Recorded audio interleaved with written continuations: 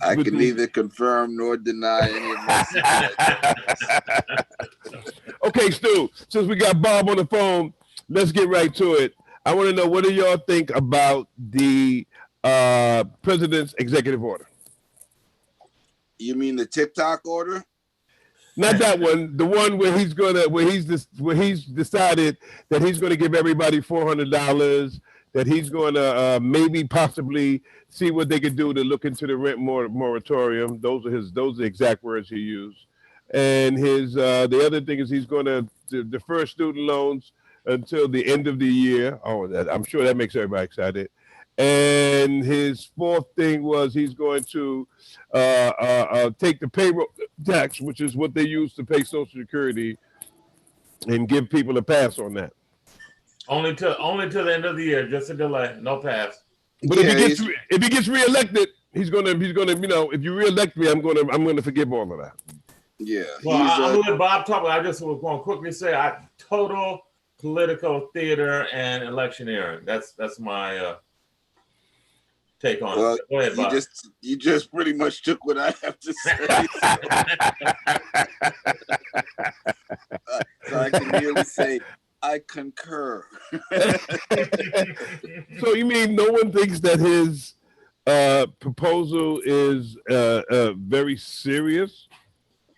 Because it's very serious because his possibility of losing the election is very, very serious. So he is stepping up. He's pulling all the tricks out right now. And so if he can beg, borrow, buy, or steal the election, he is going to try to beg, borrow, buy, or steal the election. And probably steal. I said it in the wrong order because beg is last.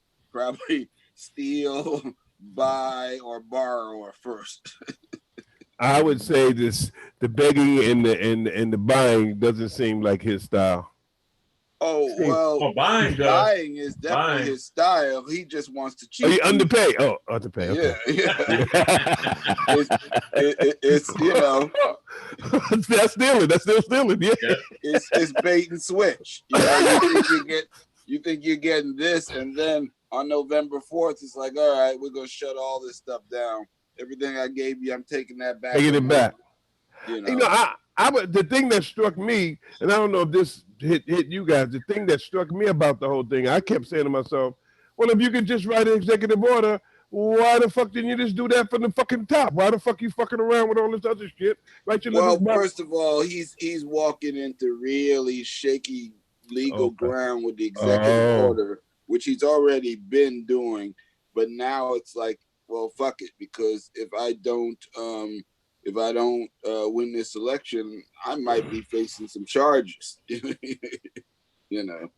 I was a little surprised because I had one of my friends who called me up and said, "Oh, they're going to put him in jail," and we had this big argument because I obviously from being in the big house, I was going, "Oh, they're not going to put that guy in there," but I've had to change my position because when I watch some of the silly stuff that he's doing, I'm going like, that's how you get in there. Silliness is one of the key factors for going to the big house. Yeah. Stupid and silly shit. Mm-hmm. Works every time.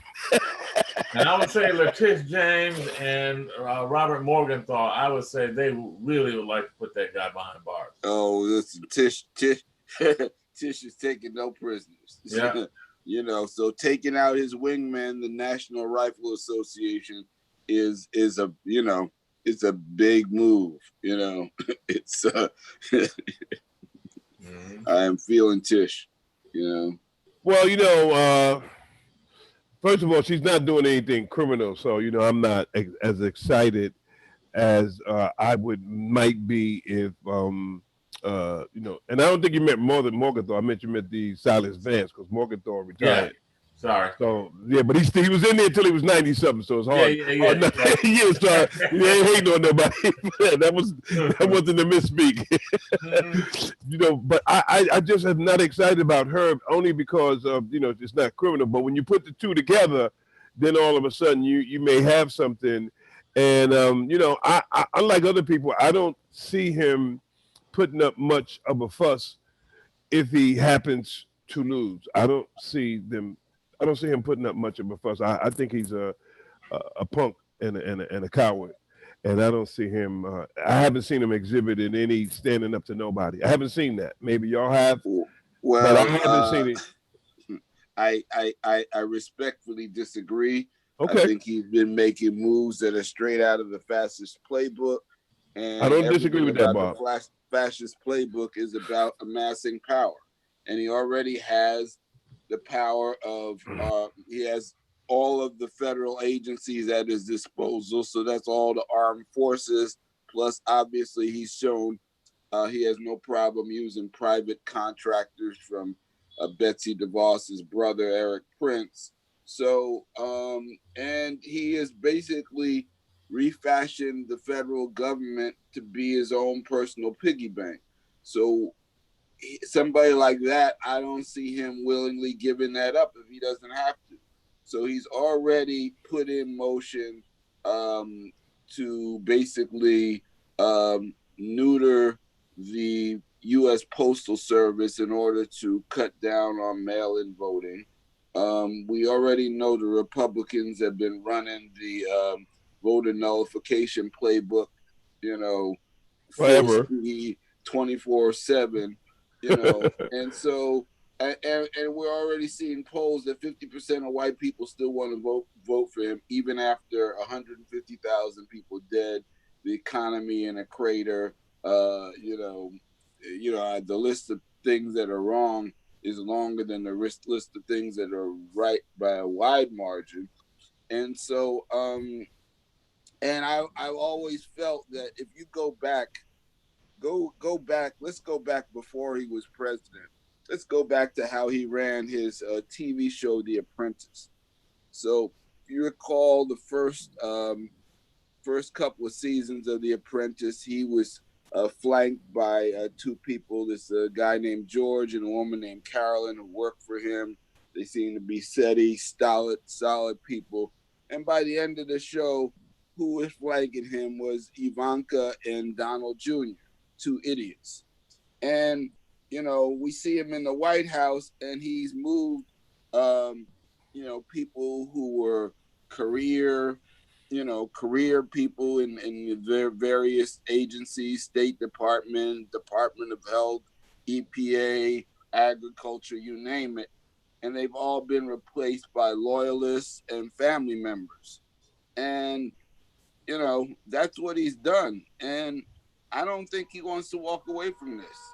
Jared and Ivanka have been running around the world collecting the bag for him. And I would, I don't know how much his net worth has jumped in the 4 years that he has been in, but I would say it's substantial. And we look at the whole Trump family, to see where it's been. And I just don't see him walking away easily. He's got the Supreme Court tilted in his favor. He's got Mitch McConnell running interference for him, So unless he's got to not only lose the election, he's got to lose by a wide margin for us to even have an opportunity to get him out. If it's close, I believe the Supreme Court will do exactly what they were charged to do, which is to vote in his favor. So yeah, I don't think he's leaving easily. I think he'd like to turn the U.S. government into a monarchy, and set it up so that in 10 years Barron can be president or whatever. He has no regard for the Constitution. But well, Bob, I think you would make a wonderful science fiction writer. Oh, because and I don't mean that negatively either. I mean that positively because what you're saying, if that happens, we will be in the Twilight Zone. Oh, you don't think we're in the Twilight Zone? No, I agree. No, yes, I do agree. I don't disagree with you. That's what I'm saying this respectfully. I'm saying that's the Twilight Zone. That's the Twilight Zone scenario. My house, I look left and right because I think I saw Rod Serling standing there in a black suit. Okay. Well, I look the other way because it might be Jordan Peele standing there in a black suit. I don't know. Well, I take the position that I agree with. I think that's going to be the Twilight Zone. I'm gonna stick to my thing. I don't disagree that any of those things that he wouldn't try any of those things, but I say that from where I'm sitting at, he's a coward, and when the pressure comes, he's walking out. That's what I say. Yeah, but where is the pressure coming from? Well, let me just say this. What what we haven't considered, and what we have to consider is you have to consider who's the person that he's saying "fuck you" to. You didn't win. That's what counts. If you're saying it to the Al Gore, which we saw, okay. Now, what we got to ask ourselves is Joe Biden Al Gore? Has Joe Biden at 77 years old had his coming to Jesus meeting and he don't give a shit? He's going after it. And if I'm a betting guy, I would bet that that's the position that Joe and other people around him is going to take. And you're going to have some sort of upheaval. But if that's what it takes, that's what it's going to take. And I think I don't think you're going to have a whole lot of passivity if something like that goes down on either side. I think people are going to that means people have to take a position, and they will. Mm-hmm. They will. People will take a position, Bob. I agree with you. I'm not disagreeing. I agree that there will be a position taken, and I'm betting that at the end of the day, he's going to have to get the fuck up out of here. Yeah, well, that's just me. That could be right, Bob. I hope I'm right. Yeah. The pressure point I just wanted to throw in there. The other pressure point that may support Bob's position is his fear of being indicted once he's out of office.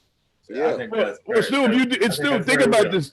Think about what he would. If I'm him, I'm going to pardon myself and see y'all in court. I'm pardoning myself, I'm pardoning everybody else, and I'm walking out the door. That's what I would do. I just pardon everybody. I pardon me, I pardon my daughter, I pardon Bob, I pardon Stu, and we leaving. Y'all go ahead. I don't think he can pardon himself. I know I don't either, Bob, but I bet you he'll try. That's all I'm saying. Yeah, I would try that one. The problem with pardoning himself is that if no charges have been brought against him yet, he can't pardon himself. No, once he's out of office, he doesn't have the power to pardon. I agree with that, Bob. But Bob, you do know that you can pardon yourself from future events. I didn't realize that until I listened to all of that. You can pardon yourself for things that's going to happen. I'm not really sure. I'm pretty sure about that, but we should check that. But I'm pretty sure. Yeah, we're gonna have to check your footnotes on that one. Yeah, okay. Yeah, because I think he can pardon for something that hasn't happened yet. Yes, you can. That's called Stu. Don't you? Have you guys ever heard of immunity? What do you think immunity is? So that's not a foreign concept where we give people immunity. So yes, he can do that. He can grant somebody immunity. Boom. Now I'm not saying that he's going to get away with it. That it's illegal, but it's a door opener. Remember, we got to go back to what they did to Nixon. How they got Nixon out of there is they brought the oatmeal man Ford in there, and he pardoned him. After saying they wasn't going to pardon nobody. But they needed the oatmeal man to do the pardon.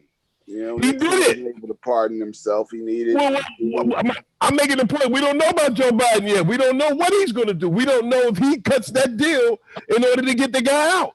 I think that would be appealing to him because he's not going to get away from Cy Vance and Trish. He can't be pardoned against those things, the state things. You know what I mean? So when it comes to the law and people charging you with stuff, they got so many ways to hang you, man. It ain't funny, man. They got so many ways. I'm just saying. It's incredibly scary, man. You know what's scary? Him. What's scary is pinning our chances on getting out of this thing to Joe Biden. Well, Bob, you got a point there. You got a point there. You got a good point there because he doesn't seem like I'm under the. I've had this nightmare that he's going to pick a white lady to be his running mate or a white man. I don't know why I keep thinking that. I keep thinking that's what he's going to do. That he's going to pick a white man or a woman to be his running mate. I keep thinking that. Has that crossed anybody else's mind? Say it again.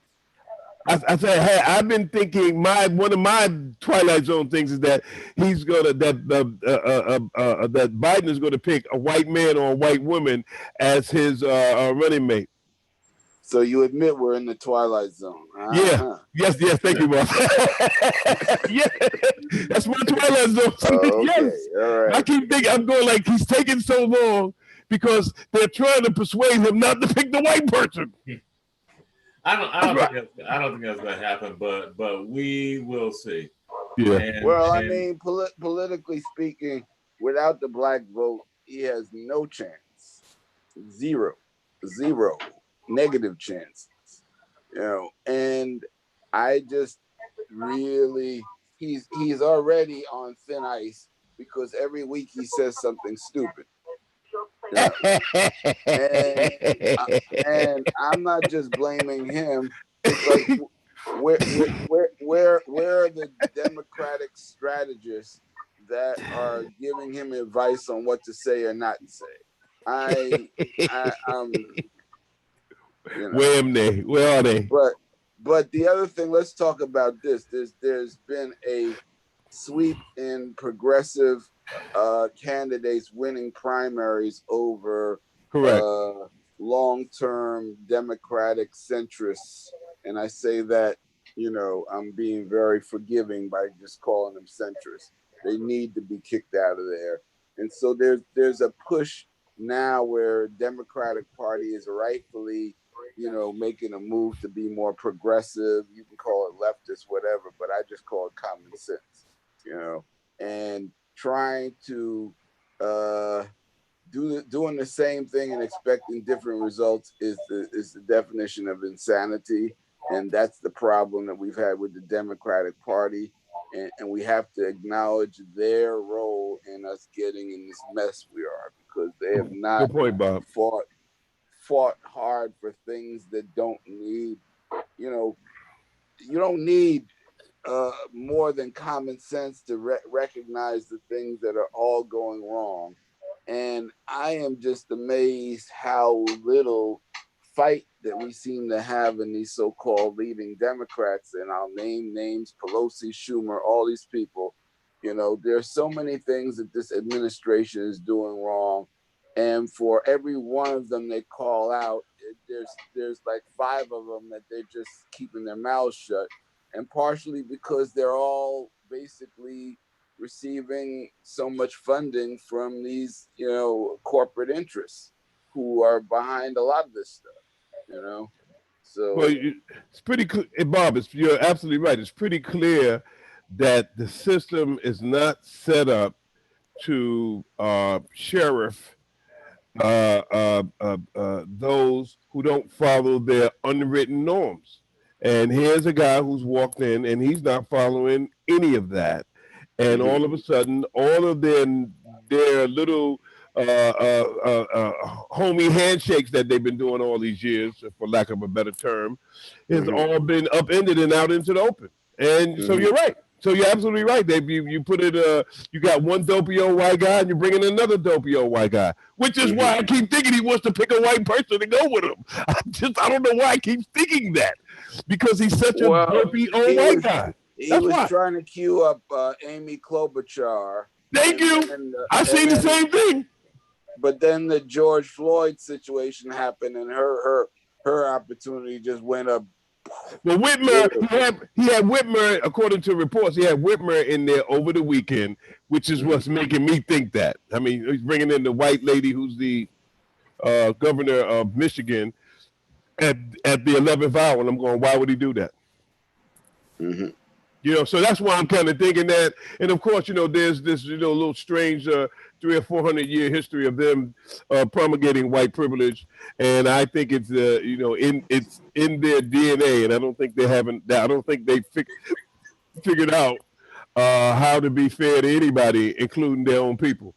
And if that was the case, there was no way that they would let the $600 thing lapse and not even get up and have the decency to tell anybody why they're doing it. They're only doing it because they said so. They don't think it's important, and they put out that foolishness that the people are going to stay home, and if they get the $600. And I'm waiting for one of them to go into a room full of regular voters and say that shit. That's what I'm waiting for, bro. Because I don't see how they get out of there alive. And I mean that. I don't mean that literally. But I just don't see how I think they're gonna get ripped apart. I haven't seen any of them say that in front of any real people. Have you guys? Well, yeah, but the problem is now with the whole COVID situation is that they have a built-in excuse to not have to do any live town halls now. Well, okay, but but Bob, that also the other side of that is that you're giving people have a whole lot of time because there's 50 million people out of work. People got a whole lot of time to sit around and figure out why I don't be got me no $600. See, so so that kind of cut both ways. And again, none of it makes any sense. It's like going to your mother and asking her, "Can you get a pair of sneakers?" And she says, "No, you can't have it because I said so." Period. And that's what they're literally saying with money that's not even there, Stuart. Well, before we go further, I'd like to welcome Mr. Wally to the conversation. Are you there, Wally? Wan, come in, Wan. Hold on a minute. Okay. That was him, Stu. Yeah. That is him. That is you. Current tense, present tense. All right. Give me a minute. I'll be right. Okay. Right.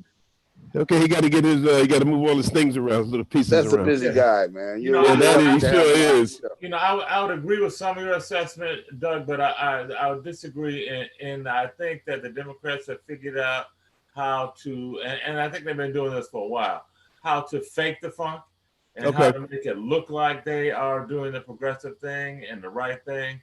So I think Biden is going to select a black female to be his candidate. But now whether that will actually translate into real policy change or real progressive actions on the part of his administration, presuming he wins, I'm not at all convinced that that's going to happen. Well, I mean, I think Kamala Harris is his best choice, but there's a little grudge there. I think Jill Biden is like, oh, hell no. I'm thinking that too. He wants Susan Rice in his heart. That's what he wants. Yeah, but I mean, why would you? Somebody with her skill set, why would you make her the vice president when she should be the Secretary of State? She's got all the experience in the world. She knows what she's doing. She knows all the players around the world. You may seem like a real waste of talent picking her to be the vice president. She's never been politically elected. That seems like a waste of talent from somebody that's looking in from the outside. That would be me. Good point. Yeah, I wouldn't waste. That would seem to be a big waste. Well, then it argues he's back to Kamala. Well, he brought Gretchen Whitmer in there like the last couple of days. She spent 3 hours for him, like over the weekend. And that said to me, what is he doing? What are they thinking? And then you saw one of his, the Dodd guy, who's on his vetting committee, start throwing shade on Kamala Harris. So, the vetting guy is out front throwing shade on the person that we think should be the leader. I didn't see that. Yeah, I know. I'm just throwing that out there. It's just these are the. I mean, obviously people are jocking. It's a big time job. Well, the other thing that's big time job is he already showed us about a month and a half ago that he feels like the black vote is already. Thank you, Bob. I agree with that. And it's like, no, it's not. First of all, we need all black people, which means young black people, and young people, especially people who are first-time voters. They don't, they see 2 old white men, and how are we going to convince them otherwise? It's like, it's like they're not into that lesser of two evils stuff for the greater good, all that. Yeah, nobody's into that. I'm not saying they're right, but I'm saying they're young. And so their perspective is very, very narrow, and so, a lot of them may not fully understand the implications of how powerful their vote is, but they just see us, they see, one bag of crap and then a smaller bag of crap, and, so. But my question, I don't see, and the real problem here is one about momentum. The trying to win an election based on the other guy is bad That's never been a winning Yeah, that's strategy. terrible. That's horrible, man. You know, especially when the other guy is way more charismatic. You know, I hate 45, but he knows how to play to the camera. He is one of the greatest liars and gaslighters of all time. But unfortunately, it's been a very, very effective strategy. I mean, You know, but Bob, it sounds like it reminds me now, and I don't know Wally wants to say that, but it reminds me of the opening of the movie Malcolm X, where Denzel Washington, while they're beating the crap out of Let's All Get Along, and he's saying, "I charged the white man." And he said he has like 4 or 5 things that he charged him with. And he goes, I charged him for being the greatest liar on earth. mm-hmm. You know what I mean? So as soon as you said that, it made me think of that because, right, think about that. People are actually wanting to vote for a liar, uh, a documented liar, to be their leader. That's more to me. That's pretty scary shit. Right, because people don't want the truth. They want to hear what they want to Okay. hear, and Okay. that's the American way. Okay. It's American exceptionalism is a myth, and American mediocrity is the reality that we have. Not Hey, saying Bob. there wasn't American exceptionalism, but it's not what rank and file America is about. Rank and file America is about living off of the fruits of somebody else's labor. You know, between slavery and colonialism, this country has gotten fat and lazy. And now, now it's time where we have to get out of this stuff. We got to pull together. And there ain't no pulling together. People won't even wear a mask to protect themselves from getting sick because I'm not going to believe in science. I'm going to believe in my divine right to do what I want without regard for anyone else. That's what's going on right now. That's why 150,000 out of 150,000 dead people, how many people are dead because of pure stupidity? You know. Well, I don't know, Bob. They got a show on TV called A Thousand Ways to Die, and that show is all about people dying stupidly. So Right. yeah, they got an actual show that I don't know if you ever saw that show. They actually document stupid ways that people kill them, that people have died. So, Mm-hmm. but what I'm saying to you is that that's a documented phenomenon. Mm-hmm. You know what I mean? I don't know if you ever saw the show, but if you see it, I've watched it quite a few times. By the way, maybe it so demonstrates Mm-hmm. my macabre sense Yeah. of TV watching. But Mm-hmm. the things that people do that make them wind up dead is, and I'm just going to give one example. A guy was alcoholic. He had an operation on his stroke, and he couldn't drink anymore. He decided to have his wife to go buy him some wine and give himself a wine enema. And what he did not realize, and I didn't realize, so I saw that, is that when alcohol is not filtered through your stomach, it's 10,000 times more potent. And of course, he died. Mm-hmm. So out there, anyone out there, if you're an alcoholic and you had a stroke operation, do not have a wine enema.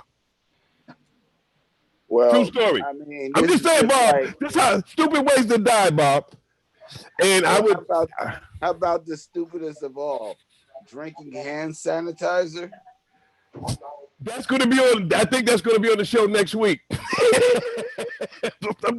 Hey, Bob. My point of making is that you're absolutely right. There's no counting for the level of hubris and stupidity that some of the people in our country have exhibited. And I use your example of people walking around going, "I don't need no stinking mask." And here's the thing: if you go back, they did a study. I went and looked online. There were people that had a name for them. There were people during the 1916 pandemic who refused to wear masks as well. Same phenomenon, man. Yeah, it was Same 1919. Excuse me. Sorry, Bob. Yeah, thank you for correcting me with the correct date. You're right, 1918. But my point is that there were human beings walking around in 1918 saying, "I don't need no stinking mask." Well, the other thing is that it was the second wave killed more people because people were just like, okay, I'm tired of doing this, and then they just ignored protocol, and then it came back even worse. That never works. It's like somebody saying, "Well, I'm tired of being in jail. I'm just going to leave tomorrow." Not going to happen. I'm tired of having a cold. I'm just not going to have the cold tomorrow. I'm tired of being poor. I'm not going to be poor tomorrow. Not going to happen. Something's got to happen in between there. And you just can't get up one day and says, I'm tired of the pandemic.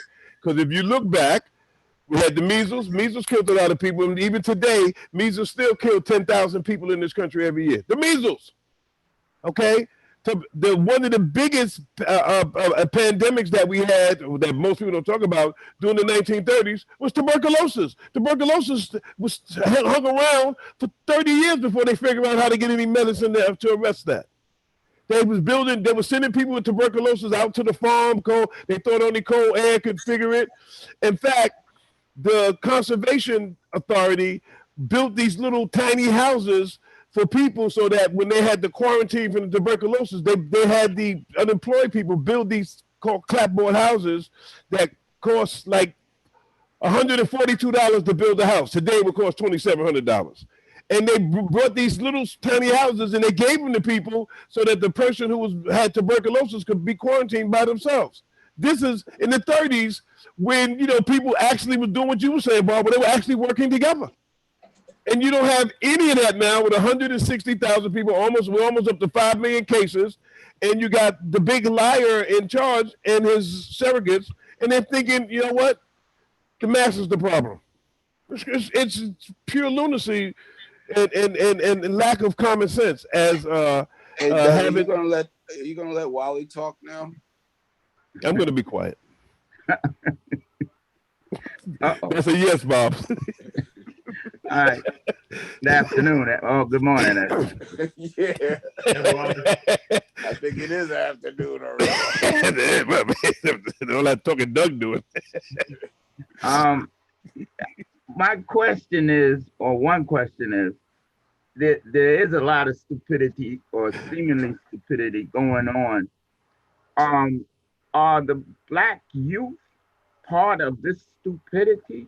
Because where I'm seeing Biden coming from is that the average, I'd say, large percentage of Black people, even though they don't like him and don't see any real value in him, really can't take another 4 years of Trump. So, that's his ace in the hole. Even the young people, unless they, I don't know where they think that Trump is going to help them. I mean, the Central Park Five should have told them what he thinks of Black young people. So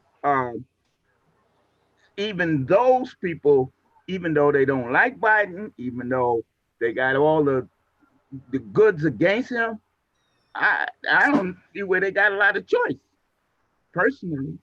Well, there's a fine line between ignorance, willful ignorance, and stupidity. I believe that we have some Black youth are in the ignorant category, and I say that to make pains to say they're not stupid, but when I say ignorant, meaning they haven't been around long enough to understand all the nuances of the game. I mean, we've been around for a few decades and we're still learning every day how this thing goes. So for Black youth, and so look how this game goes, where now this Kanye thing that we were laughing about a few weeks ago, I'm not laughing about now because they've actually got him on the ballot on a few states. And he has a Republican machine that is helping him to get on the ballot. And there's clearly no other reason for him to be on the ballot other than to siphon votes from Joe Biden. He is way too late. He has zero chances of becoming president, and yet he's running. And so he's a tactic.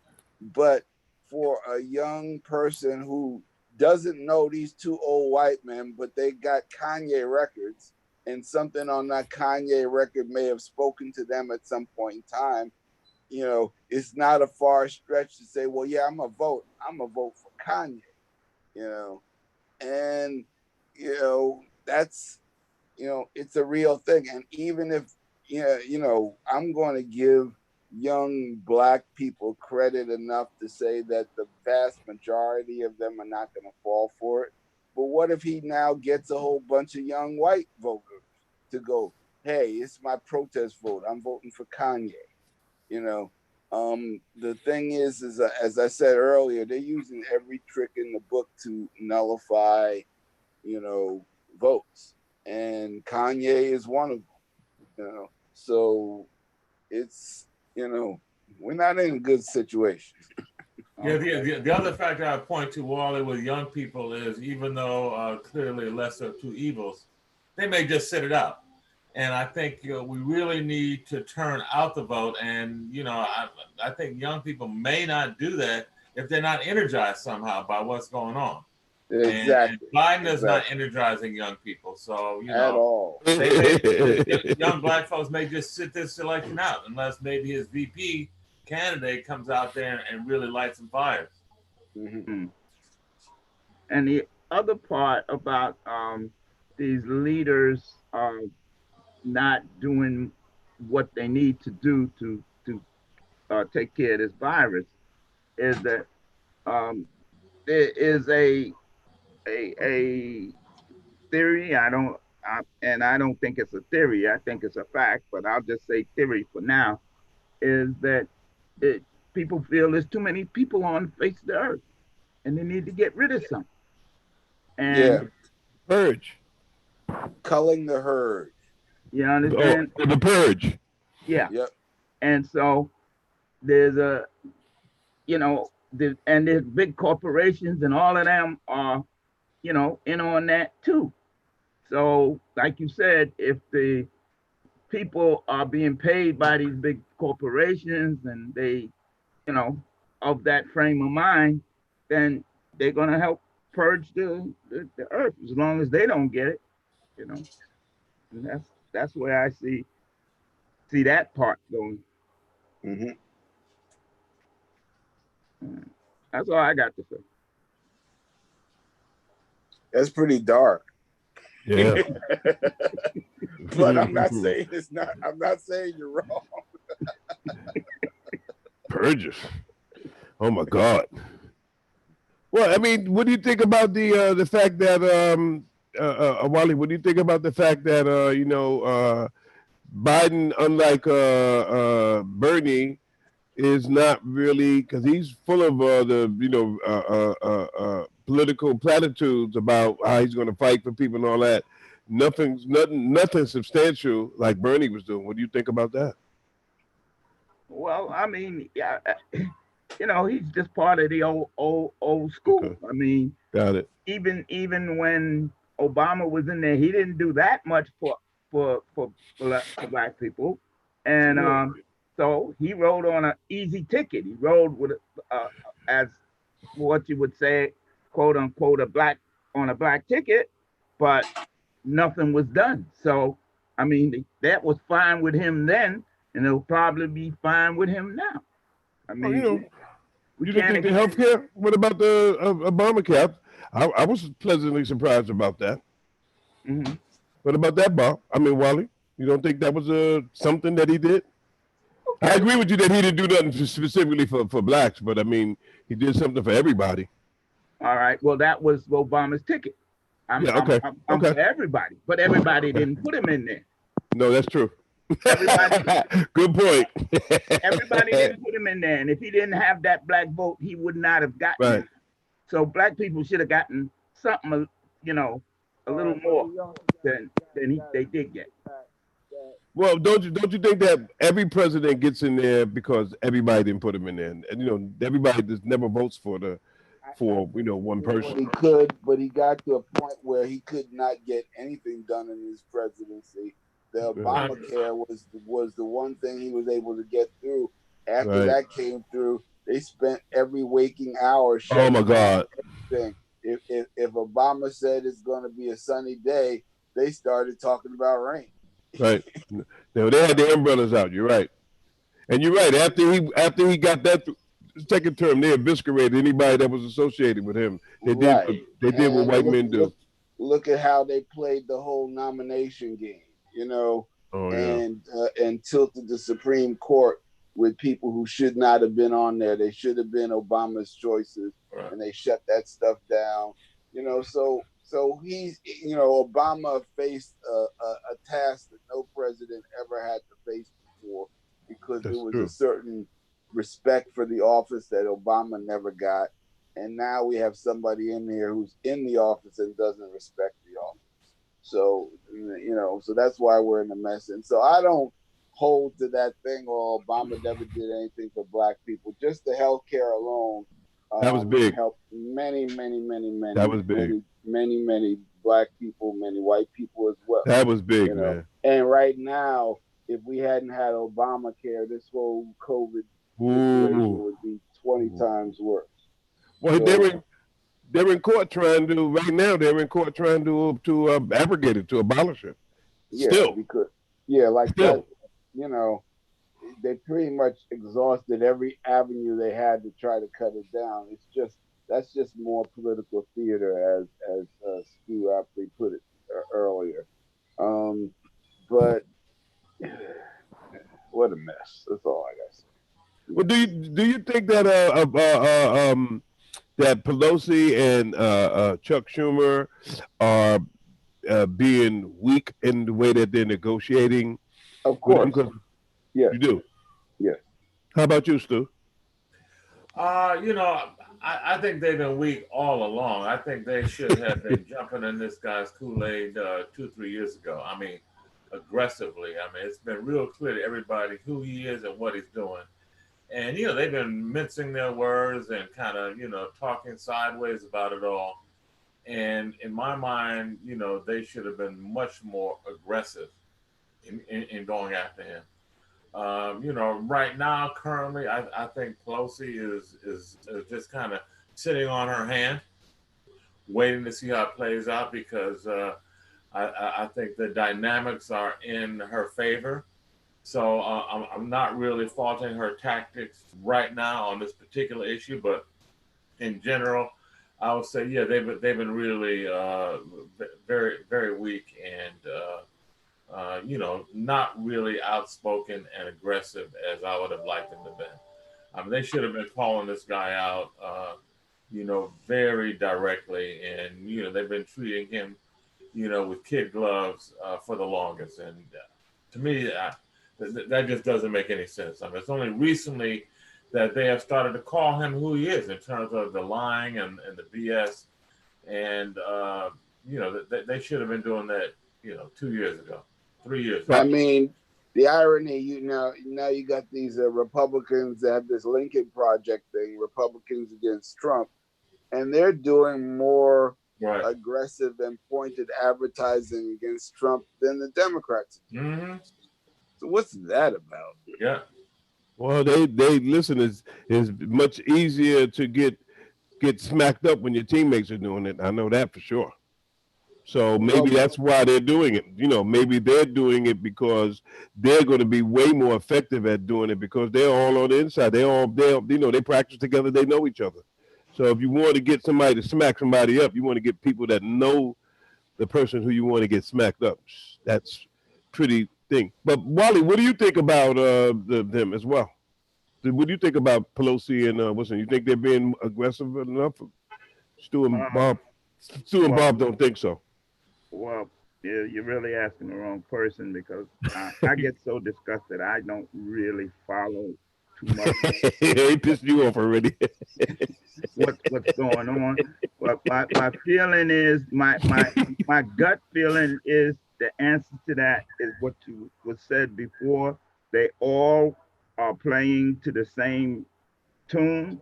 It's just you got a bass in the treble, and they all getting paid by the same people, and they really don't want things to change too much, and so they can only go but so far.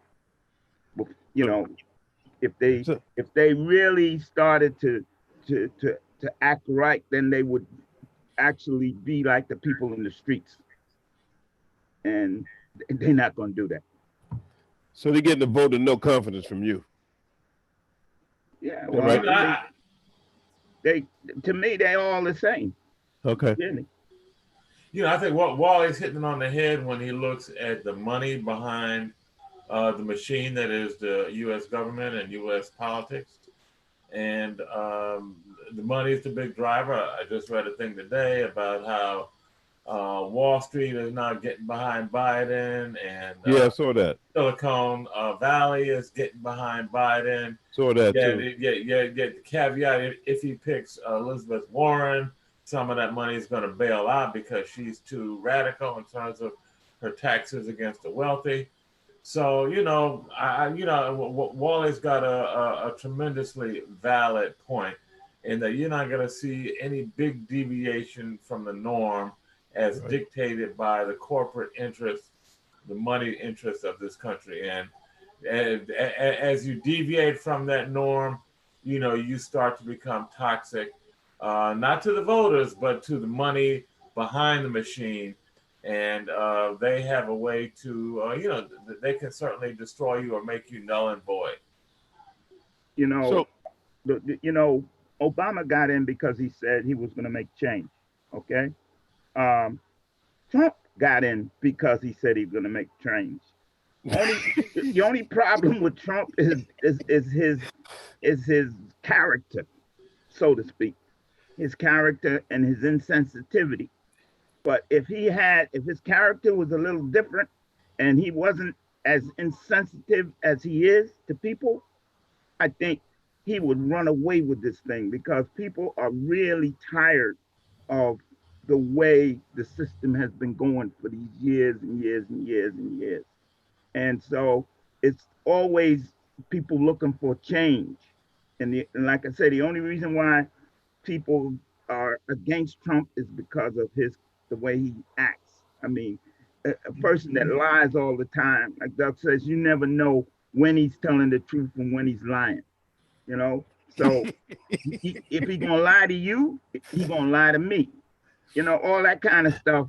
That may be a good strategy, but you know, if he wanted the 70% of the people behind him, if he dropped that sort of attitude and dropped that sort of way of functioning, he would have a lot of people behind him because he would be making a big change.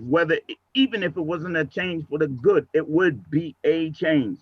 But at this point in time, it's like trying to hold things the way they are, and you know, just going his way. And his way, and his other problem to me is that he's about Trump. He is not about the whole. He's about himself. But if he was a little more about the country, a little more about lessons, a little more sensitive, and had a little better character, he'd be all right. So you said, so Wally, you seem to be making the case that if people aren't really alert, you might get a smarter psychopath in there than in him. If they're not smarter, if they don't make some changes to the system, you may get a psychopath in there that's really really brilliant, and that person can do some serious damage because they don't have all the rules. They don't have all the rules. As many rules that they have to lock people up. They have no rules when it comes to governing the people who are in charge of the money and of the system. They don't. I mean, it's incredible the things that someone can get away with when you take that job. I think Yeah. it's. I think Well, we're all surprised by that. I think all of that has to do with his character. Okay. All that has to do with his character. If you had somebody that was really for the people, the government, if the government is this thing about them and us, the people is them, and the government is us. You don't realize the way this thing works, and I guess this is around the world, that the government is supposed to take care of the people. That's Correct. unheard of. Like you go to a hospital, the first thing a hospital is supposed to be for is to take care of you. First thing you get when you go to the hospital is how you paying for this. You understand? It's like you walked into Macy's, you know? So, the whole thing is turned around. The whole thing is turned around. Are you saying the whole thing doesn't make a whole lot of sense because maybe the people who repair us shouldn't be doing it shouldn't be motivated by profit? That what you're saying? Well, you have what they call that thing that the doctors take. Do no harm. Yeah, do no harm. The oath that the doctors take. The Hippocratic oath. Anything in that oath that says anything about paycheck? No, it says do no harm. Okay. Yeah, you're absolutely right. Well, I think therein lies some of the problems, and we've still not to talk about this a lot. They just haven't figured out how to deal with advanced capitalism. What are the disadvantages and advantages once capitalism becomes an advanced phenomenon as opposed to a burgeoning, new hip kind of thing.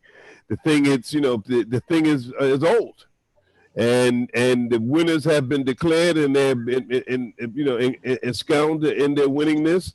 And I think a lot of the things that we call privilege are all part of the same people winning all the time.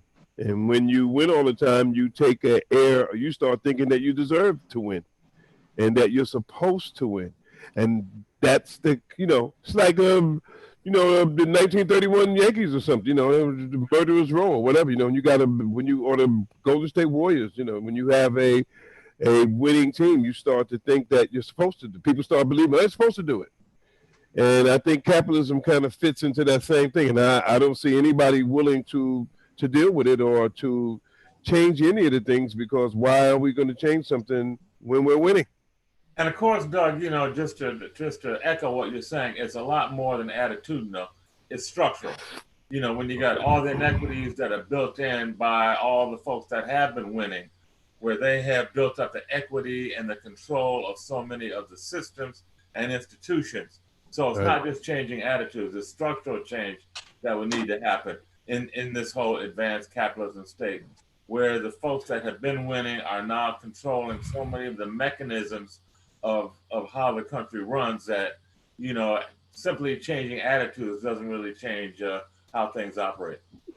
So you're saying they're asymptomatic, back to that again. They're asymptomatic about their notions of privilege. They don't even realize that they have, some of them don't even realize that they have this. No, I'm saying even if they realize it, so don't what? matter. So damn what? Yeah, right. And it's pretty obvious when you look at some of the things that I keep going back to the $600. I find it incredible that they think that you shouldn't have it because they said so. I mean, are you kidding me? And here's the thing, and I said this to Wally when we were talking the other day. The funny thing about this is that they don't even realize that $600, that money has names on it, like food, rent, electricity, paying for your car gas and insurance, because 50 million people out of work. And so that money is not like somebody's going to take that money and go down to the Chevy and buy a Corvette tomorrow. The money has names on it. People have this amazing habit of wanting to live inside and eating. How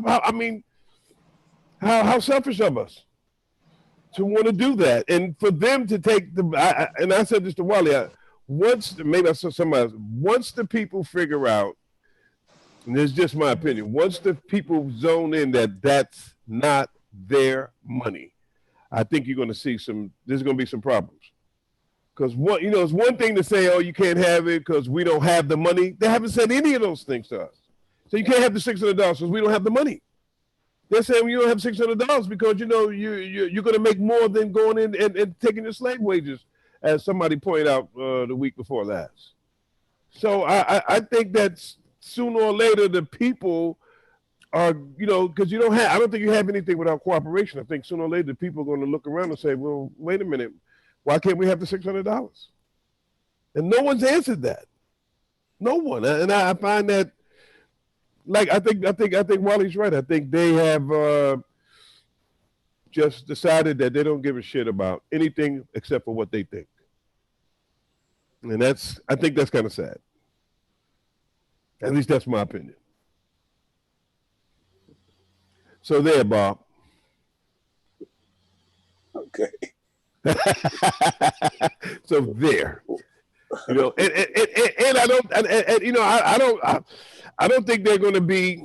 I think Stu's right. I think you're going to have some way where you take a look at what's the winning structures that they're using, and try to invite in some sort of competition. The problem with competition is that you might lose. That's what people. I think that's why they don't want any competition in any of the things they're doing. I mean, look what he's doing to the post office. I mean, right in everybody's face. It's absurd. You know, and of course, I live right down the block from a post office, and you know, I've seen people during the pandemic lined up past my house waiting to get into the post office to go in there to do business in the post office. In the Bronx, it's like 2 blocks. Yeah. People, I mean, you know, and this guy's gotten in there, and I actually, you know, I remember, so I used to work in the post office, so I don't understand how that's a hell of a. That, I mean, once you're in the inside of that, I work down at the post office across the street from Madison Square Garden, and I don't see how anyone can stop an operation like that. It's huge. That big giant building. I mean, that building is full of all kinds of stuff going on in there. Well, he's figured out ways to slow it down. He might not be stopping it, because he's figured out ways to slow it down and backlog it. And isn't that interesting how the other pillars of government have stood idly by and said, "Hey, I don't care because I'm winning." Now, maybe that's not that. I think that's back to Wally's point, in that you know, you're only going to have so much hell raised because people on both sides of the aisles are getting benefiting. Paid. Yeah, they're benefiting. Yeah, yeah, because I remember we made this. I remember we made this point on the show before, Stu. No one, you know, they don't give a shit about anybody but them, and I don't see how that. I mean, it's just kind of a little depressing. I hate to, like, you know, have a depressing conversation like this. You know, have such a depressing conversation about the things that are obviously right in everybody's face. The fact that, you know, they looked when it was impeachment time, they said we don't want to see no more evidence. I thought that was stunning. I thought that was stunning. A person that goes in that says I'm going to make change and they are sincere, you look at them. They run out of the place. They tag them for anything that they can tag them for. I mean, they, you know, you either conform or you're out of there. Going. Conform or you going. Yeah. Yeah. You can let that rhyme. Yeah, they don't. You're right. They're not interested in really changing anything other than changing the people so one group could be in power as opposed to another. I don't think just having two groups doesn't work. You know, I've never seen only thing that's compared to it is boxing. You know, what it's like, you know, two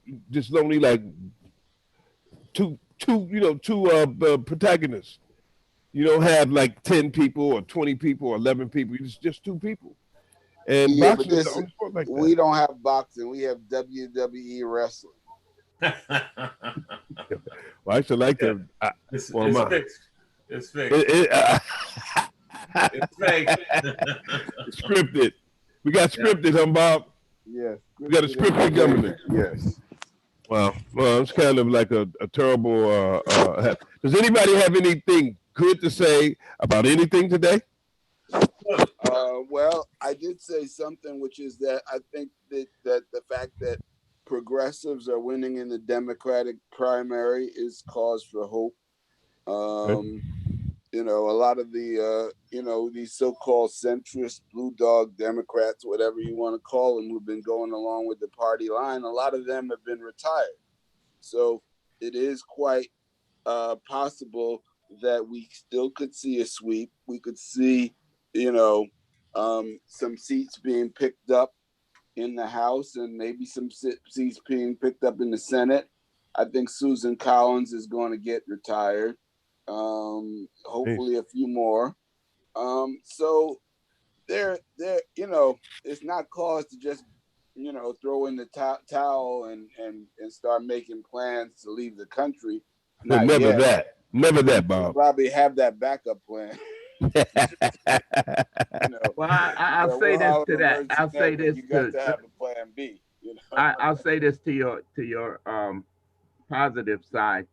As as much gloom and doom as we talk about, if you go around the world, the United States people live fairly well as compared to a lot of countries around the world. So even though, you I don't know, feel I don't feel better because you said that, Wally. yeah, well, I'm just saying. Well, I'm just throwing that out there. That sounds cool, but it's when well, I've been in the underbelly there. that's true. But within our borders, and especially in our communities, we have a lot of situations that are very third worldish. You know, and I'm not even necessarily talking about New York because we have issues. But I think when you go down south and you go into some black communities, you can see levels of poverty that are just shocking and appalling. And and and there's no impetus to change it. Wow. And more to the point, the assumption that the American standard of living is going to stay where it is not based on any facts. It's just based on, well, it's been this way. But if you look at the way things are going in the world, and if you look at the fact that our economy is no longer driven by being able to produce and sustain stuff here, everything, all of our major systems have flaws. The food distribution system. We saw the whole problem with supply chain when we have we have PPE. a bug here and we can't even make enough masks here to take care of our own people. We got to wait for China to deal with their Crazy. own problem first before they start sending us masks.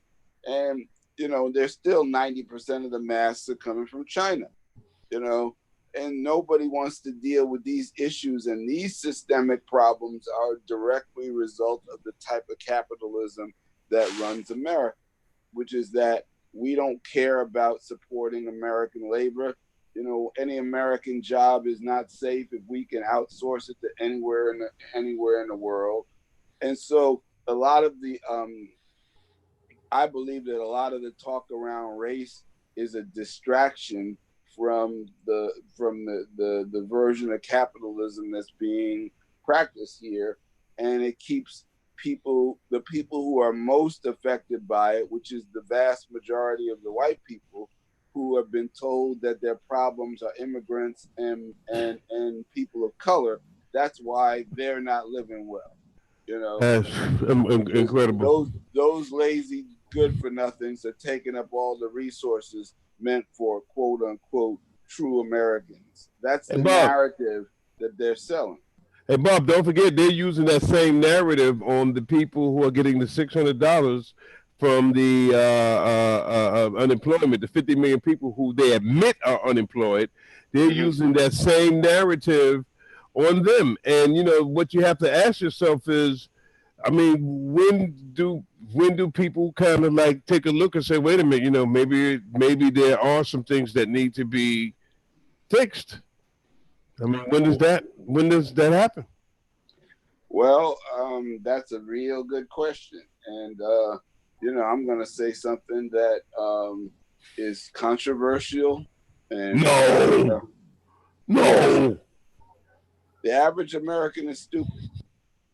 I said that's it. not controversial, Bob. I thought he was going for somewhere because a guy already beat me and Stu down. The professor beat me and Stu down when he explained to Stu and I that the median educational age of Americans was sixth grade, and he said this during the 911, and I remember arguing like hell with the professor about it until they reelected Junior, and I had to go back to him and tell him that I had to go back and admit to him that he was right. I didn't Well, see how listen, any the fact that they came up with a TV show called "Are You Smarter Than a Sixth-Year-Old, sixth grader?" fifth grader. and whatever it is, the I fact that couldn't that answer some of TV. those questions, Bob. I should watch that show. Mm-hmm. I should watch that fucking show. I couldn't. There was a lot of them questions I couldn't answer. Yeah, but it ain't about facts and figures. That's not intelligence. Intelligence is being aware and knowing what's going on around you and School understanding teacher. processes and people. It's not facts and figures. That's the old school teacher talking right there. Go ahead, Stu. Well, I'm sorry. No, I'm impressed. Stu. I'm not being facetious, Stu. I'm impressed. That was perfect. Because you're right. You're absolutely 100% right. And you know, I'm ascribing that to the fact that you actually have taught knuckleheads. Yeah, it's about problem solving, recognizing problems, and bringing skills to it, and solving problems. That's what intelligence is about. And I would argue that Americans are drugged. And now, maybe not literally, although there is a lot of actual literal drugging in terms of both illicit drugs as well as pharmaceutical drugs. I would also say that folks are lulled to sleep through the media and through all kinds of diversion. And so, what proportion of the population is really engaged with what's going on, was really paying attention to what's going on, and is really trying to help problem solve the problems in their community, in their household, in the world. I would say that's relatively low. And you can call that stupidity, you can call that whatever you want. But to me, that's the issue. Let's hear from Rolando. Hey, how you doing, man? How's it going? Good. Hey, Rolando, we was having a big conversation about the $600 that they took away from you. Oh, yeah. We're having a big conversation about that. How do you feel about that? I mean, hey, there's still $400 on the table, right? Or is it a done deal? I'm not. There's nothing on the table. I kept told you that yesterday. You keep saying that. There's nothing on the table. Yeah, that's a fake maneuver, bro. Yeah, there's nothing on the table. You just hoping. Okay. Stop your hoping, bro. All right. I think it's a travesty in that case. I mean, I think we're gonna feel the brunt of it in a minute. I mean, by the ending of this month, we're gonna feel the brunt of it. I mean, forget about Christmas, the ending of the year. Come on. I don't know. I was wondering why they don't. Go ahead, bro. Sorry, bro. I just think he's waiting his time. I think he's going to make a decision by the 15th of this month, or by the 30th of this month. And you he's mean Congress? Come back yeah. But Trump is going to kind of make it like it was his move. That's what I feel. Like he's going to come and save the day. He can't. He can't save the day without the rest of the team. He tried that. That's what his executive order was about. Right. He was trying to save the deal on his own, and it ain't working because he can't make anybody do it. That's kind of crazy. Yeah. You need the other people to get together and say, "Hey, listen, this is what we're doing." And the fact that they haven't figured it out is we've been having a robust conversation, pretty gloomy, by the way, about their lack of doing things. And I thought you was good because you actually. I mean, look, they haven't even figured out how to give anything to the landlord. They got a Section 8 program. They got a voucher program. Why wouldn't they let the landlord? Why wouldn't they give everybody a voucher for 4 months that they could give to their landlord? I'm just saying. I'm just throwing that out there. They could do that if they want to. He could have said, "Hey, you know what? I'm going to instruct HUD to give everybody who's been affected by the pandemic a Section 8 voucher for the next 4 months on the rent, and the government's going to pay for it." Landlord's happy. Everybody's happy. It's not the mega, it's the will. Got it. They don't even have the will to do anything like that. That's what you're saying. And they don't have, and I'm saying that they don't even have a reason for not doing it. They don't have a reason for not giving Rolando his $600. Just because they said he can't have it. They just said you can't have it. It's too much. You're going to be staying home and doing nothing. There's no jobs. I don't understand them, Stu. There's no jobs. Where's the 50 million jobs coming from? Understand is okay. a term of art here. My bad.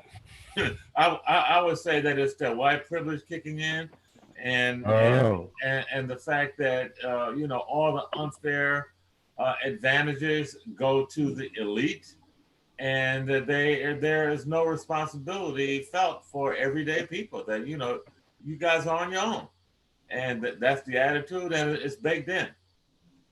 You mean that's why he did the thing with the governors? He kicked the can and told the governors to figure out how to work the pandemic, knowing that's why I brought up the incidents about the little tiny houses back in 1933, because that was a way how the government and everybody worked together to help solve some of the problems, as opposed to what we have now, where he just said, "Hey, everybody for themselves."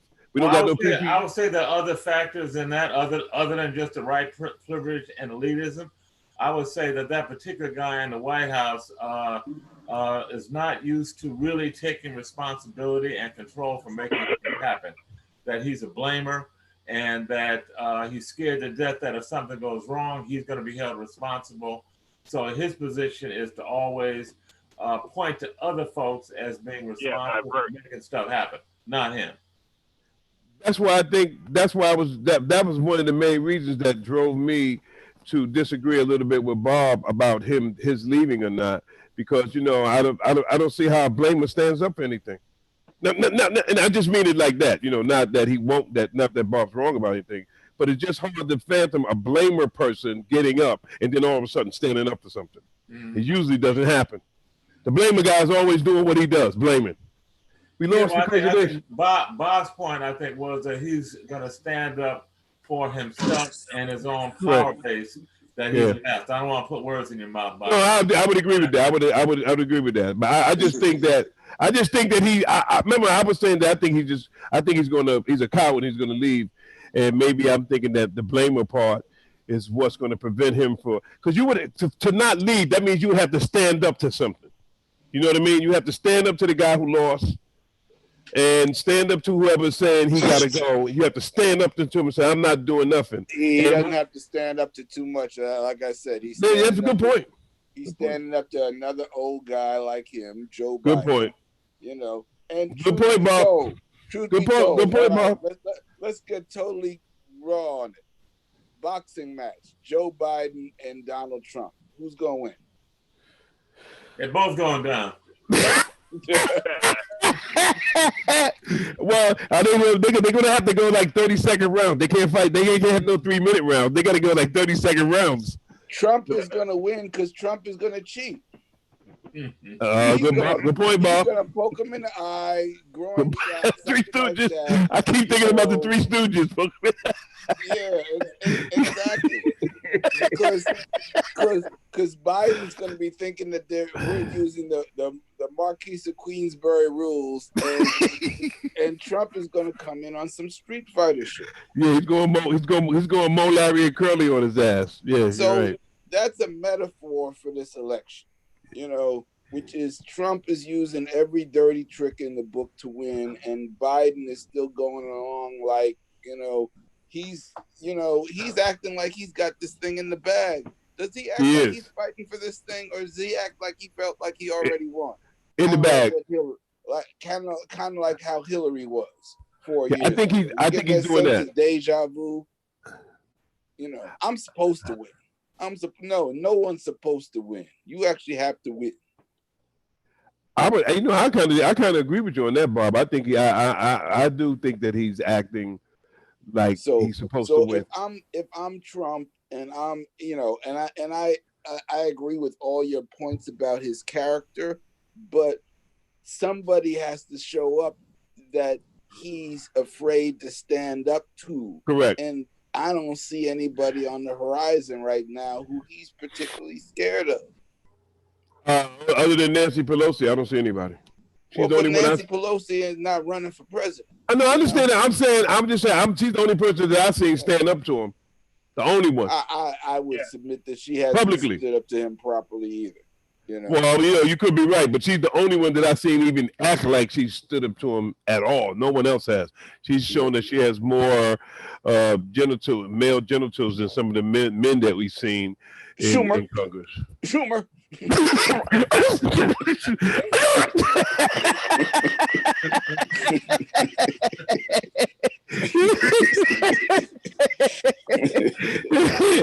sounds like somebody sneezed. Yeah, you're right about that, man. Well, I mean, if I was on, I mean, if you were being charged with a crime, I wouldn't want him to defend me. Mm-hmm. You know what I mean? I'd take her every day, man. Mm-hmm. Yeah, I I would agree take with her. you on that. Yeah, if I was committed to crime, I wouldn't want her. I wouldn't want him in there with his glasses on, hanging, looking over his glasses, and saying, "Oh, it's not fair," and all this. You're right. Where's the street fighting person that's coming in and saying, "Man, we're gonna be looking out for the people." Maybe that's the Yeah, person that's soon come. It ain't Biden, Bob. You're right about that. It's not Biden. It's not him. No, he seems like the can we all get along kind of guy. Mm-hmm. In a time when nobody's trying to do all that, people want to economically get along. Yeah. Yeah, so I think that's what we're missing. Rolando. Yeah. So you're headed to B&H. I'm back there again. I told you I needed a cable, man. I know. I had to go to That's Brooklyn. all right. It's all right. Yeah. That's all right. So what are you getting from B&H? I'm getting a lens to finish off my little Endeavor package. I'm getting a lens to start continuously shooting. So I don't know if Doug mentioned it, but I started this little thing. It's called the Black Vote, generational voting, and it's going to be. It's right now is going to be developed into a podcast, but it's going to stem out as a YouTube channel and a Instagram series. Oh, great. And yeah, so the company that I'm kind of associated with, they're going to extrapolate the audio and turn it into a podcast. So I've been asking questions about generational voting. What does it mean to you? And then I got hooked up with this white guy who's doing kind of the same thing. So he's going across the country asking people the same questions. One of the main questions that he's asking people is, if you were in charge, what would you do? He's been asking this question, and then come to find out, but he's been asking it across the country, but most of the people that he's been asking have been white people. Does he ask them how many things they're going to do, Rolando? Does he ask them, like, what would you do in general? Do he say, what were the 5 things you would do? I mean, is it like that? Yeah. One of the main questions that he's asking is that if you were in charge of the country, what would you do? What would you change? And he's been getting a cross section of people from the East Coast to the West Coast. I think he's in the Midwest right now, and so he heard about this project that I'm starting up, and he asked me if we could collaborate because he's white, and he's been asking. Most of the people he's been asking have been white people. You got some black people here right here now, Rolando. So you could ask Stu, you could ask Bob, you could ask Wally. What would they do? Yeah.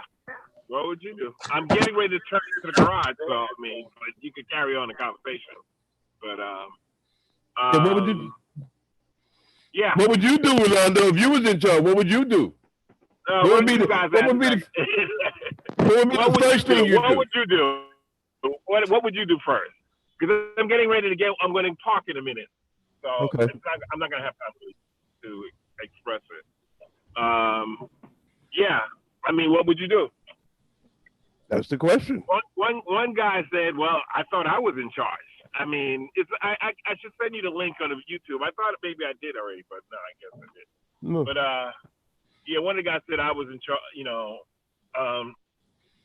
I thought I was in charge, and then one guy in the interview, he was white, Midwesterner, and he brought up the point that there's the good things about capitalism. And there's some good things about socialism. I was really surprised. He was definitely middle-aged, close to maybe, I would say close to 70. And he really thought that the government should be looking more towards taking care of the people. And then he brought up that point about capitalism. And he kind of feels that there's some really good points about capitalism. About capitalism and socialism. Sorry. Okay. Yes, I am. All right. So I'm getting ready to get off, as you can see. So. Okay. All right. Thank you. Hey, okay. Thanks, Bob had to ring off. Okay. He said it's Marcus next week is Marcus Garber's birthday. Oh, nice. Oh, Yeah, okay. Fair so enough. So you can just. he rang off, and Wayne, what would you do, Wayne, if you were in charge? Oh boy. I mean, there's So I gotta go. so I'll see much. you guys. I'll talk to you guys a little bit later. Right, Okay. bro. Okay, Ron. Okay. All right. Thank you. All right. Bye bye. There's so much that needs to be addressed that Right. you would probably have to deal with. You have to make a list of the That's what most I was thinking. uh, Can't priority. be, yeah, it can't be just one thing. No, definitely Yeah. not one Yeah. thing. I mean, Yeah, the that's what whole I thought. problem is a whole group of things, and I think that that's one of the reasons why it doesn't get fixed. Is because that people say, "Well, you got to fix this." They can't figure. They can't decide on nothing to start on. You understand? So Yeah. it's got to be a lot of. It's got to be complete overhaul. It's like it's almost like you got to gut a building and Oh then yeah, gut renovation. gut reserv, you know, and Mhm. so that's what would really make it really difficult to really make this thing right. You know, you just can't do it piece by piece because it's so intertangled. Like you said, they made it so that you fix one and you destroy another. For example, okay, so uh, the South Bronx, Harlem, Bed-Stuy, that's where most of your arrests come from. So they sent all these people upstate. All right. So now you're taking away the population from the population count from these areas, and And then now another. those people are counted in those counties that those prisons are in, and they get the money for those prisoners, but the prisoners get no benefit from the money that they get for their count. Yeah. So I mean, it's intertangled just like that. Meantime, in the place where you need to kind of really get money in to change things, you taking money away because you got to take that money and give it to the people upstate. So, I mean, it's really really um like a knitted uh situation where it's almost you can't fix one place. It's like trying to fix a knitted thing in the middle, and then it pops someplace else and it pops someplace else. It's really really really But uh, Wally, let me ask you this, Wally. If you let's just say let's say that's all true. What would be the one thing you would try to do first? Maybe that's a better way of looking at it. What would be just the one thing you would try to do first? Personally, just off the, it doesn't matter, whatever you think, personally. whatever. I think that Or is there one thing you you would need start at you, first? you need to personally from my life experience, I would say the drug problem. Okay. Okay. How about you, Stu? One thing, if it were just one thing, or not one thing, but the first First thing thing. would be universal basic income, $2,000-$3,000 a month to every American. I'm with you, Stu. I think the first thing I would want to do is the money, because It just starts to stabilize a whole lot of crap.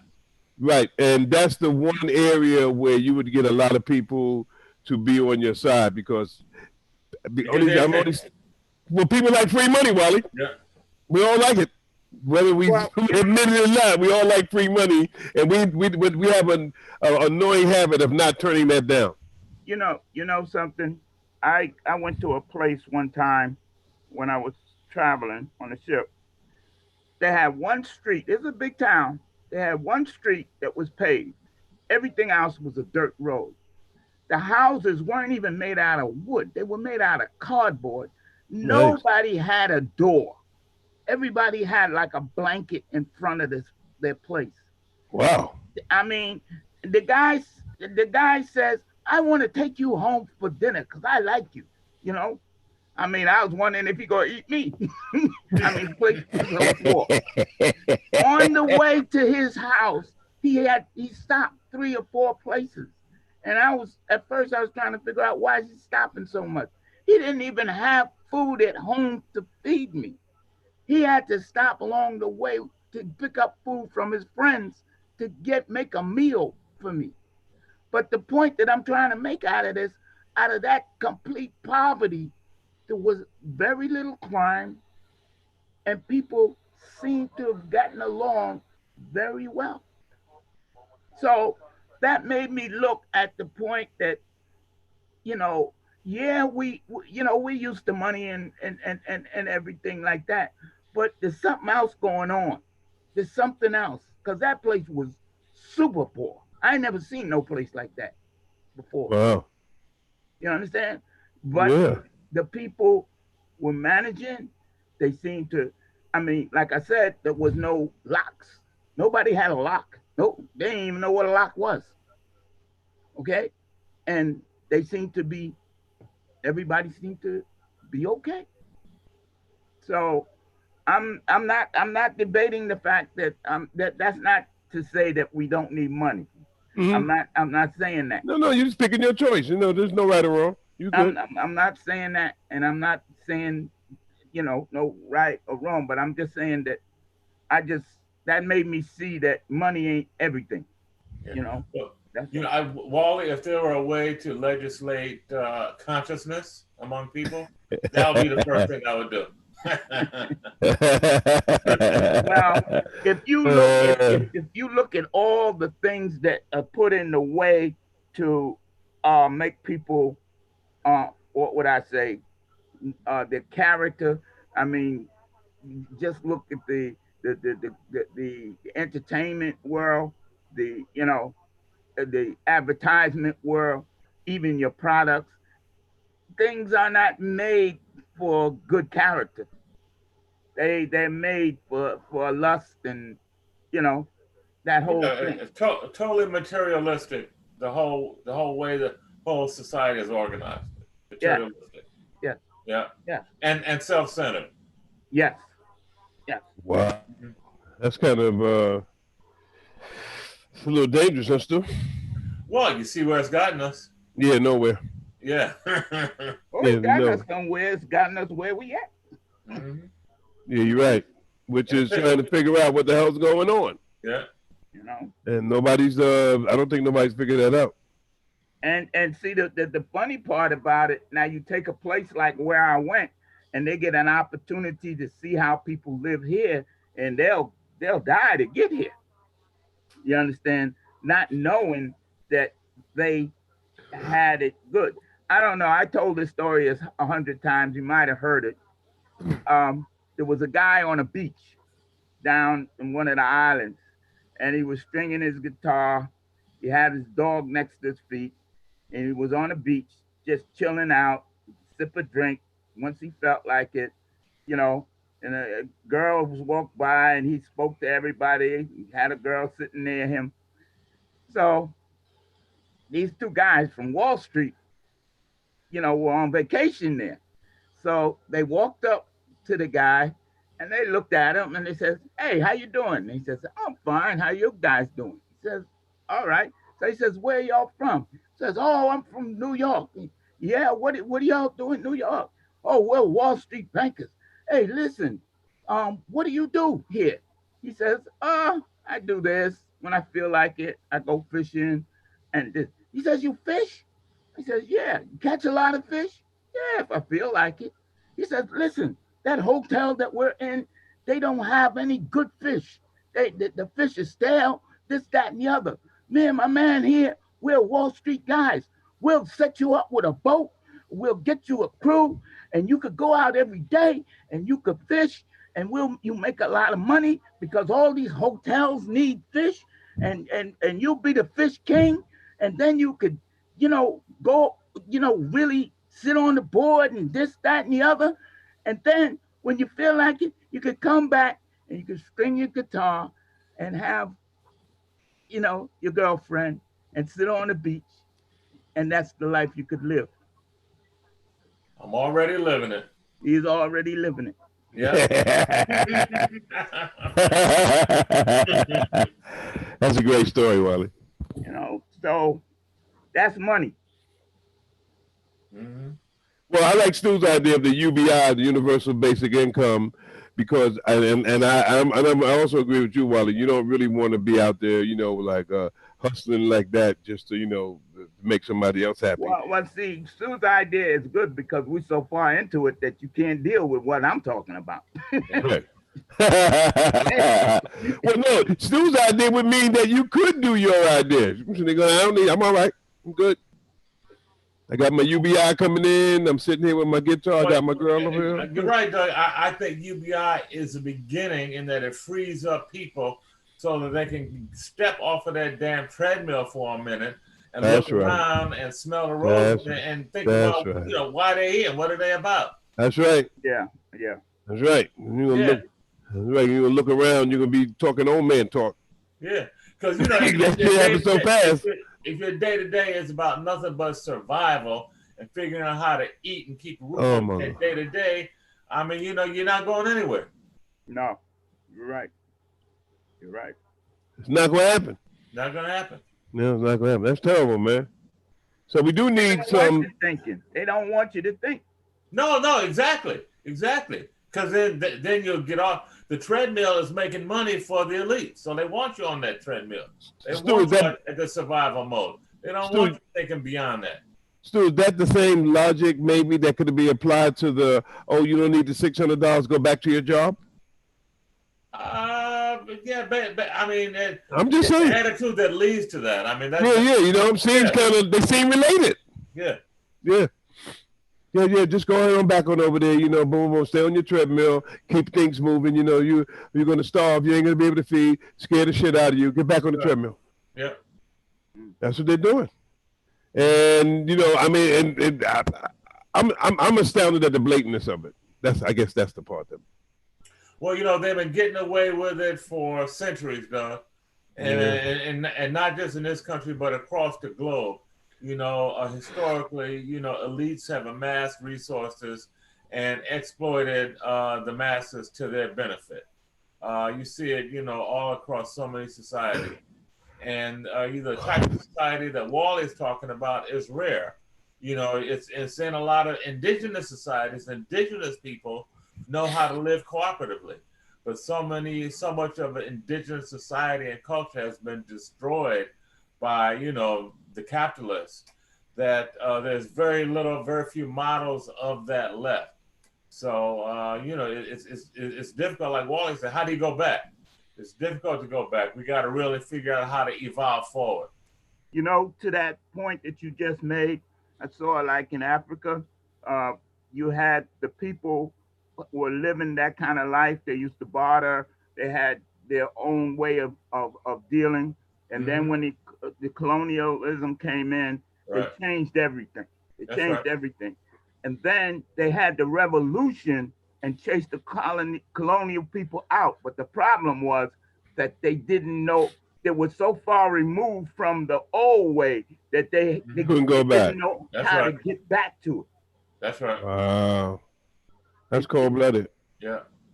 That's cold-blooded, so man. What ends up happening, that's how you get these leaders that in these countries that, just, rape the people. That's right. Because they can't get back to the old way. Mm-hmm.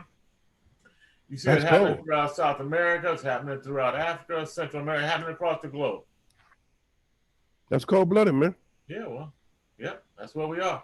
Well, and we also are at the point where you have all of these technologies and all of these ways of getting and looking at information, which I think has been a pretty big game changer, because all of a sudden they just can't get away with that. So because I said so, because everybody's looking. Yeah, for me, Doug, that's the hope, in that we now have the technology to share and communicate. And so we do have the possibility of the collective human consciousness evolving beyond the materialism, evolving beyond the selfishness, evolving beyond the me, and starting to look at the whole. At the we. Yeah, the we. There you go. Yeah, because we need more. because you need more we than you do me. The me ain't gonna help you. That's right. It ain't really gonna help you. You know, you need to have other people, and you need to have a team, and you know, people need to be working together. Now, I don't know why they don't. And well, I take that back. You know, you would think that they would try to bring the culture, the we as in our culture that you know where we all live at, like that guy what Wally was talking about, who was able to go to the other people in his culture and said, I need some rice, I need this because I got a big time special guest coming through. You know. I think it's got to come from the bottom up. It's not going to come from the top down. It's not going to come from the so-called leaders. Oh, definitely. It's got to come from the ground up. Definitely. Well, yeah, because they have. Well, listen, you're absolutely right. When you can get a guy like Trump in there, and all that he represents, that says a lot about the top up, the top coming from the top down. That says a lot about why that might not be so beneficial to everyone. This conversation here reminds me of something that I'm going to spring on you guys when we have our class before we start, and it goes right to this. Goes right to this. You know. Spring it. Go ahead. Well, listening. Yeah, spring it, baby. No. You need a half an hour. You got a half an hour. No, we got about 8 minutes. We got about maybe 6 or 7 minutes. Okay, it's part of our communication thing, and it's, okay. It's a reason to. It's one of the major reasons why we need good communications. And what it is that this doctor that lived in New Orleans when Katrina came, he that spurred him to do a research project, and his research project was to go around the world, starting in Katrina, and find out how the people that are that recovered from the disaster the best. What was it that the people that the common thread that caused resilience in certain communities? And he went around the world, and he went to places like New Orleans that was fully devastated. He went to places that had big earthquakes, floods, everything. And the thing that he found out was that it wasn't the people that was prepared, did the emergency preparedness and all of that. It wasn't the people that had the the natural resources and everything. It wasn't the people that had the government to come in and help. And he went through a whole lot of things where you would think it would be, and what it ended up being is the people that had community, the people that relied on each other. Okay, teamwork. Mm-hmm. And to top it off, there was a question and answer during this thing, and the question was, well, how do you? Okay, the people are the first responders. Those are the people that saved the place. But now to really build it back, you got to get to the government and the people with the money. And that question came up, and it was just like we just said. It was very difficult. If you don't know them, you have a problem. So it's the point that I'm will be trying to make is that it's the community that is the best savior. Mm-hmm. And as far as the government and the corporations and everything, it's the community that has to go. It's like you said, from the bottom up. You can't depend on them from the top down, because they're only going to go to places that they feel is going to benefit them. they're not worried about you, you know. So that's Wow. it. I agree with you all. That's our strength and that's our power is each other. Yes. Mm-hmm. Yes. All right, Stu. Let's wrap it up. We're gonna I'm glad that we're going to be doing these things with this classes coming up. That I'm excited about that, and so everyone else. And I got my and Wally, Doug, excuse me for interrupting. Let me just interject just a quick little business. Wally, we want to start Thursday, 10 to 11:30 for our first class. We can talk offline, but I just wanted to throw that out there while I got you on that. All right, we'll throw it out there. And I'm happy because I got my pillow, so that when I go to the classes, and when Wally starts talking about 50 years ago in the hills of Pennsylvania, people couldn't watch TV. No, that was Jim Hoskins. I'm sorry, Stu. So I'm looking forward to it, Wally, and that we can get started on that. I'm hoping that I'm hoping as always that when people see some of the stuff that we're doing and some of the work that they're doing, that people will see that there are people out here who are trying to help people to be smarter in whatever way that they can be smarter, and doing it in a way that allows people to have an opportunity to figure out what's going on for themselves. So I'm hoping that continues to work, and that we continue to have an opportunity, and that we continue our work of trying to use technology to help folks have a better community and to be smarter. Right. That's my wish for the week. Okay, I want to thank everyone for tuning in. This has been the WEBT After Action Report with Mr. Dougie, Mr. Wally, and Mr. Stu. Tune in next week, same time, 10 a.m. every Monday. Just might learn something. Okay, guys. Okay, thanks, guys. Later. Later, Wayne. Later. Okay, Wally. I'm out. All right. I'm out. All right, Dougie. All right, Stu. Later. Later. That was the WEBT After Action Report. We usually do the radio check at this particular point, but we're going to forego it this week because of a limitation on time, and we'll see everybody next week. Okay. WEBT After Action Report over and out.